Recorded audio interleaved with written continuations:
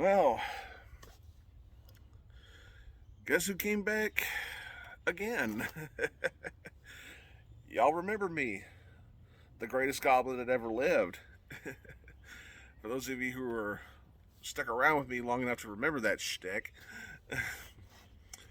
yeah, if you saw my post on Facebook, I advertised this and I decided to give it another shot. And the weather is so nice out here, I figured might as well do it outside. I love it when the weather's this good because I love being outside. Feels refreshing to have the sun hitting you, but not burn you, and the wind is just good enough to where it's not too cold. It's just perfect. So, plus I've been wanting to do more and more videos outdoors. It's just the weather can sometimes be your biggest enemy. uh, yeah. There's a bee on my camera. Get the fuck off my camera, you little son of a bitch. Go on. Uh, yeah, I'll just ignore him. Unless he gets on my camera lens itself. Dude, seriously, fuck off. Okay, whatever. I apologize for that, folks. Uh, yeah, the Royal Rumble 2022 has just happened. And, yeah, quite a show, wasn't it? Yeah, it was. And I really want to talk about it. Uh, very predictable and a very flat show. Now, predictability is not always a bad thing. I still stand by to this day that the 2002 Royal Rumble match, the most predictable Royal Rumble of all time. Everybody knew Triple H was winning that match. The most predictable Royal Rumble of all time, but it was still a fun Rumble. This show was predictable, but not in a fun way. You know, so let me give my take on this. If you love the show, great. I don't have any gripes against you if you like this show. If you love this show, great. That's fine. I didn't love this show. I can almost barely say I did not like this show. Now, granted, I don't watch Raw or SmackDown or any of the other wrestling crap. I just keep up with it on the internet through result sheets on websites. It's like, okay, this person fought this person and this person won. Okay, that's all I need to know. That's how stale wrestling has gotten to me, where I don't even have to watch the show to know what's going on. So you're opening the show with the Universal title match between Roman Reigns and Seth Rollins. Roman Reigns is the one guy I have been following on wrestling. I have been watching his stuff. I've been watching his stuff on YouTube, his matches. I've been keeping up with Roman Reigns. Now, Roman Reigns is, to me, in my eyes, is easily the biggest star in wrestling today, right now. Bar none. I'm right. Shut the fuck up. Yeah, you're opening the match with the Universal title match. Arguably the most important match on the card besides the Royal Rumble matches. Normally I would scoff at something like that and say, keep that Tony Khan style of booking shit with those flippity flop fuck sticks over in AEW. But considering where they went later on in the show, I forgave it. So, okay, let's get started with something hot. Let's start off with the Universal title match. I did dig Seth Rollins coming out to the old Shield gimmick. You see, it's little things like that that helps tell a story. To all you younger fans and to all the people in the wrestling business that don't know what storytelling is in professional wrestling anymore, that right there's how you do it. The small little things like that can help tell a story. You see, it's not that difficult to do. It's really not. It is not that difficult. You can tell a story. Keep in mind, I am not a Seth Rollins fan.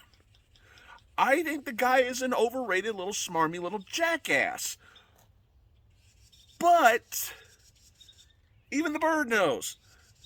See? You know I'm right. You hear that bird chirping? He knows I'm right. the little things like that. Yeah, I know. I'm right. Shut up. Okay, you can ignore him now. But it's the little things like that that tell a story.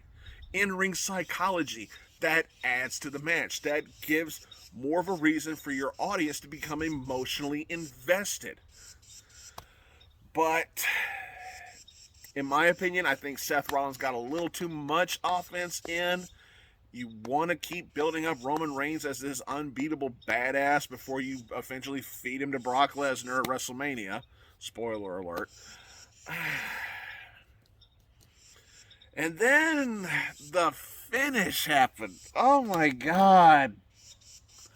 The finish. You want to talk about flat? The finish fucking ruined the match for me. You have Roman Reigns get disqualified so Seth Rollins can win but not win the title. Who in the hell thought that was a good idea? Who the hell pitched that idea to Vince McMahon and convinced him to do that? That finish was ridiculous. If you're gonna have Roman Reigns get disqualified, this is how you do it.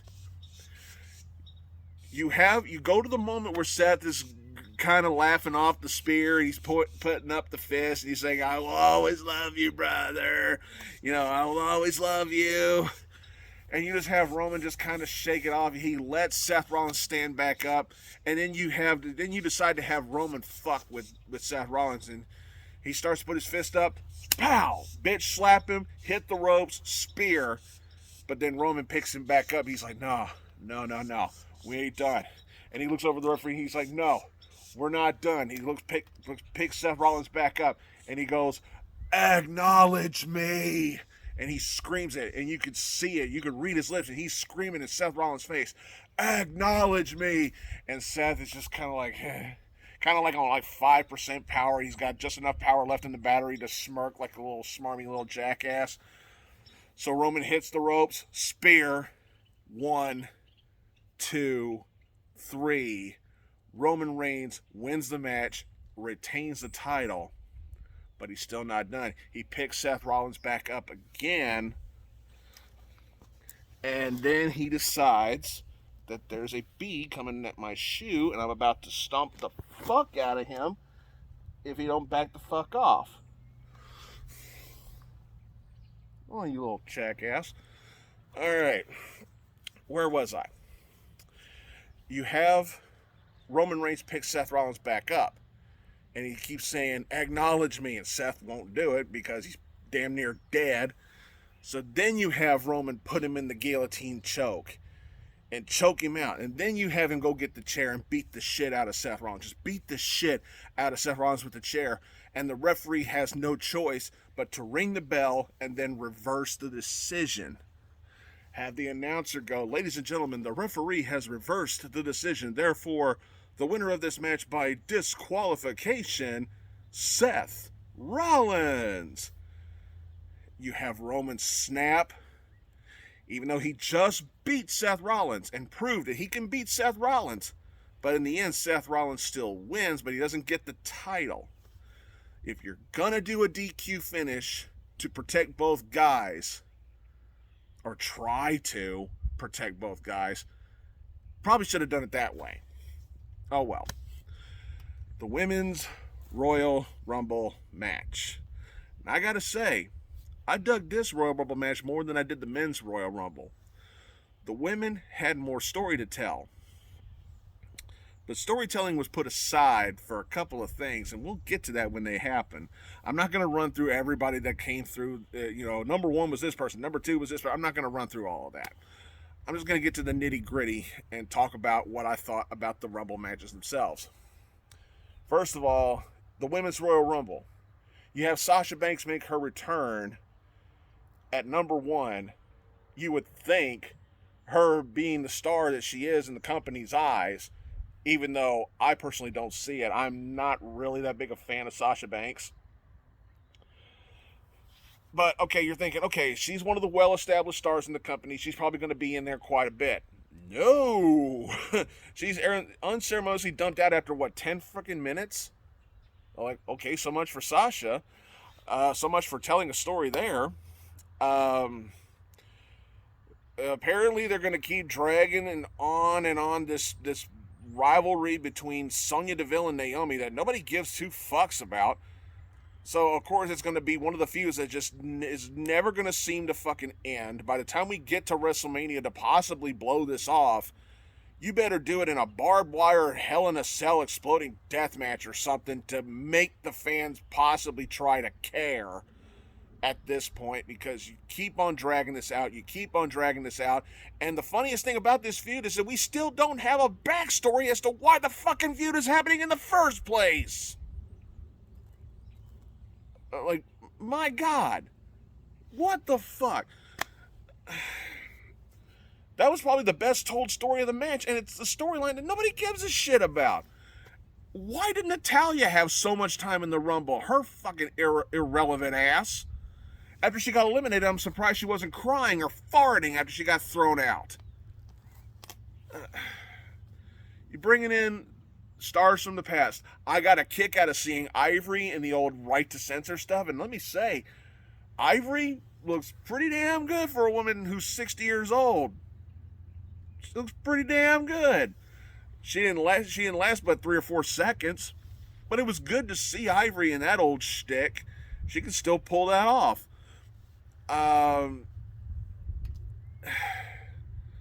There was zero mention of Bayley. I thought this would have been the chance to bring Bayley in. Apparently she's still not ready yet. There was no mention whatsoever of Alexa Bliss. Apparently, according to some people I've talked to, they've been building up Alexa Bliss on vignettes or on interview packages on Raw or something like that, where she's supposedly going through therapy.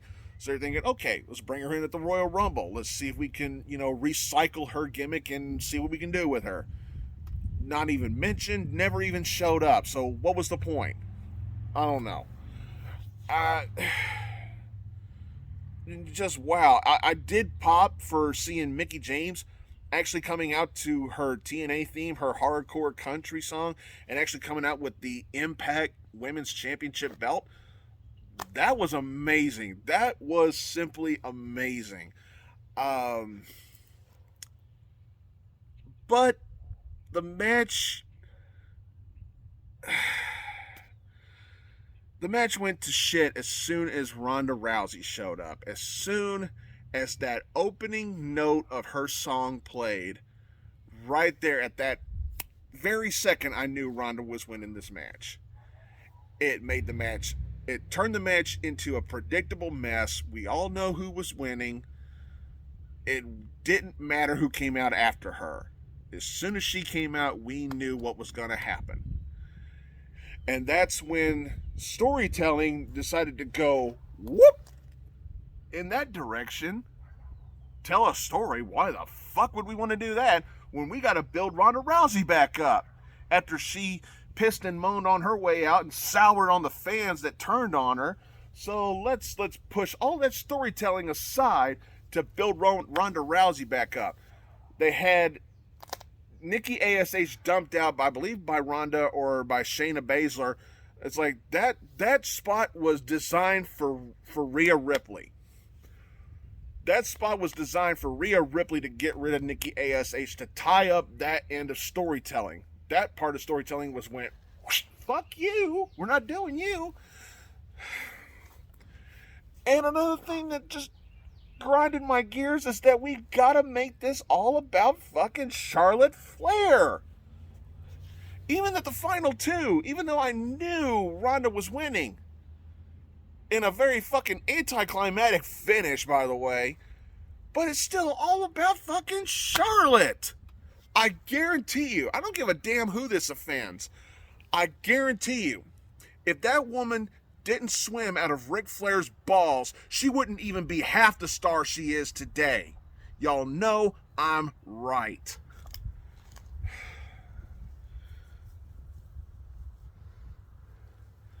But I was glad that it's like, at the very least, it was Ronda Rousey and not Charlotte Flair that won the match. I was good with that, even though the finish was predictable. And then we go to Becky Lynch and Doudrop for the Raw Women's title. It was very hard to give a shit about this match because everybody knew Becky was retaining, and apparently that was when the WrestleMania sign had caught on fire, and the fans cared more about that than they cared about this match. That should tell you something. And this is another one of the WWE's just boneheaded moves here. It's like, does anybody really want to boo a star like Becky Lynch? You know, it wasn't even but 2 or 3 years ago I was talking about how Becky Lynch was my favorite female star in all of wrestling. Now, I don't give a shit about her. This was only like 2 or 3 years ago. I was singing her praises about how she was the man and everything, and now I could fucking care less. And neither could the fans. The fans seemed to care more about what was going on with the sign than they were with this match. And this match went on far too long. Way too many spots were trying to be done. I was concerned for Doudrop when she tried that cannonball on the outside and hit the stairs, and it looked like her chin was about to pop one of her titties. That was a very scary looking bump to take on the floor. But way too many spots. There was way too much attention to Becky going like this every time she would get a near fall. She was doing that shtick a little bit too much. The match went on way longer than it had any business being. The match went on way longer than it had any business to. That's what I was trying to say. And when Becky went over, I was like, thank God. Throw this match out. Let's just move the fuck on. So, yeah, Becky retains. Big shock, I know, because we all know there's your WrestleMania match. Becky Lynch and Ronda Rousey. We know that's where they're going. So, of course, they're going to keep the belt on Becky. Nobody thought Doudrop had a chance in hell of winning this match. We go to the WWE Championship match, which also kind of surprised me. It was Brock Lesnar versus Bobby Lashley, or Brock Lesnar versus Bobby Lashley for all you marks out there. A match 20 years in the making. I remember when Bobby Lashley first broke into the business and the way they were building him up. Some of my friends that I hung out with at the time were calling him Black Lesnar, which I thought that's kind of a horrible nickname, but oh well. It was a horrible nickname then, it's a horrible nickname now. I don't like it. You know, you're comparing him to Brock Lesnar, which you should be comparing him to nobody.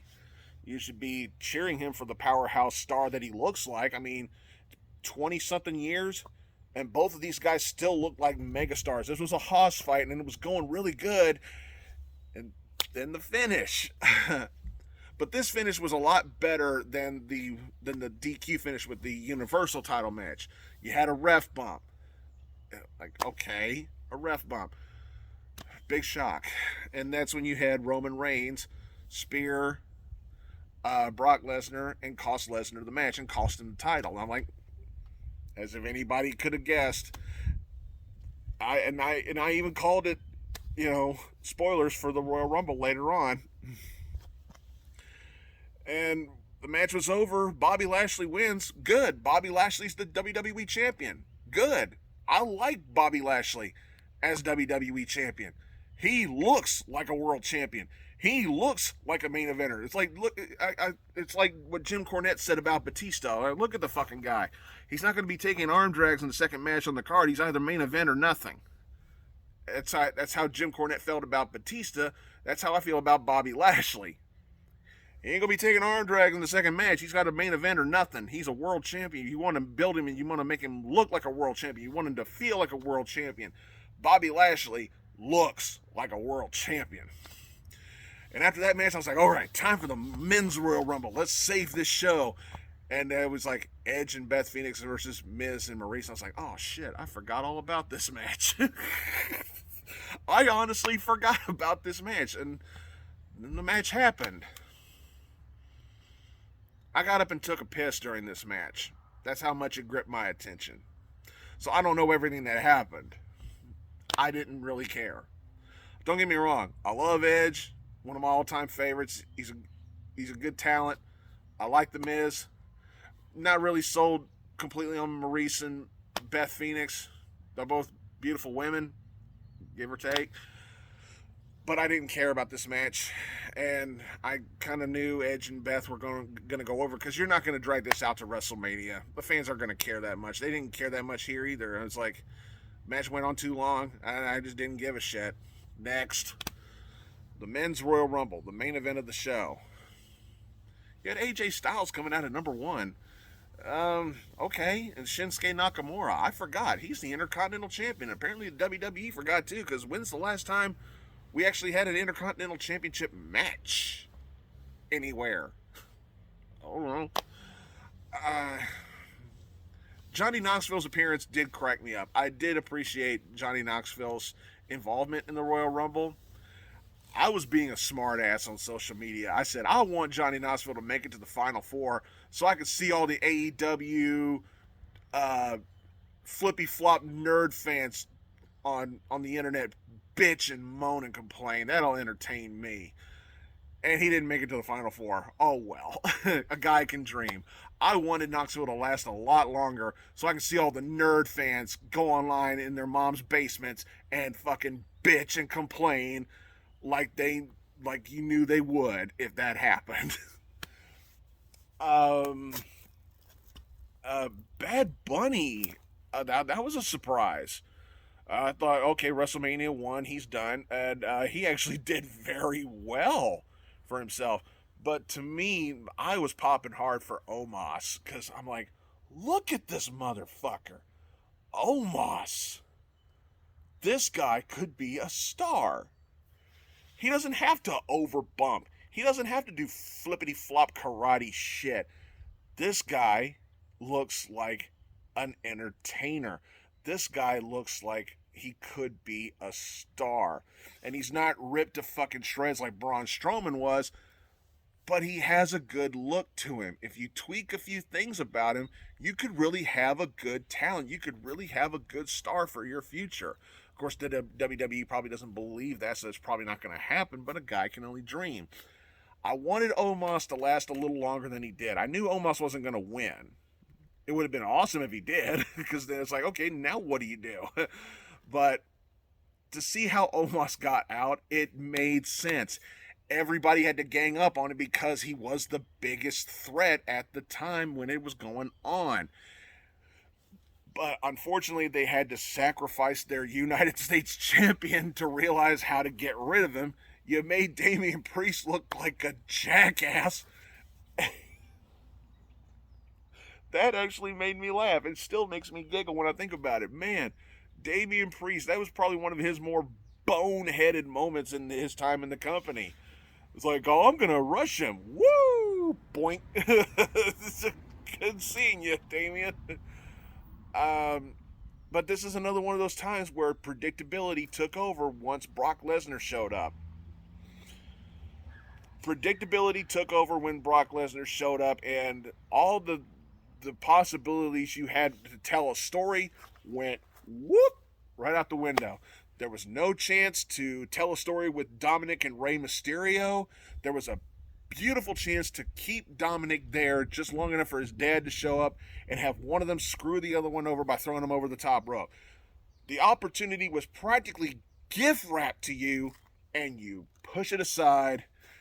I think Kofi botched his elimination save moment for this year, and that cost him. It's like, kind of have to call an audible when it's clear as day his feet touched the ground when he got thrown out. So any chance we had for a Kofi save, it was thrown out. Rick Boogs. This is my first time seeing Rick Boogs. And I got to say, not everybody's sold on him, but I looked at him and he looks like Freddie Mercury if he had a bastard child with Hulk Hogan. He's got the Freddie Mercury head, but he's got the Ken Patera body, like, it's not like the dude looked fucking weird, but I loved it. Rick Boogs, not a really great ring name, but his look got my attention because I couldn't get over how much he made me think about Freddie Mercury. I can't. Oh man, I can't stand it. But there was just so many people in this Royal Rumble that didn't matter, and another thing, I'm not stealing this gimmick. I'm borrowing it, and I'm trying to help it get over. But why did fuck Dolph Ziggler have so much time in this Rumble? Easily the most irrelevant star you have on your male roster, and he's given that much time, and he's given that much opportunity to shine. Oh my God. Nearly 20 years in the business, and he still doesn't mean shit. Fuck Dolph Ziggler. But like I said, once Brock Lesnar showed up, nothing mattered. Storytelling didn't matter anymore.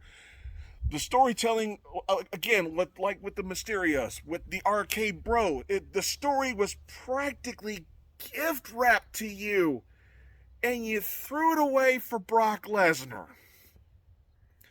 You could have easily had a spot where the Arcade Bros turned on each other in the match and one of them threw the other one off over the top rope. You could have had Riddle screw over Orton and get some heat in the St. Louis crowd where Orton is over. Or you could have had Orton throw Riddle over the top rope. I mean, the storytelling moment was gift wrapped to you. It was given to you. And you said, fuck it for Brock Lesnar. The final two gave me some hope, but it was just as big of an anticlimactic finish, just like the Women's Royal Rumble was. Like stare down, whoop, there you go. Brock Lesnar wins. So there's your WrestleMania main event. Lesnar reigns for the Universal title. You're going to build up Becky versus Ronda Rousey. You should be building up Charlotte Flair defending against Lita for WrestleMania. Sorry to all the SmackDown women, but there's your biggest match for WrestleMania. A WrestleMania-worthy match. Charlotte, Lita. Just the way it is. So, you got all your cards in place for WrestleMania. No, I'm not watching Elimination Chamber because I refuse to watch any show broadcast from Saudi Arabia because fuck that country. Yeah.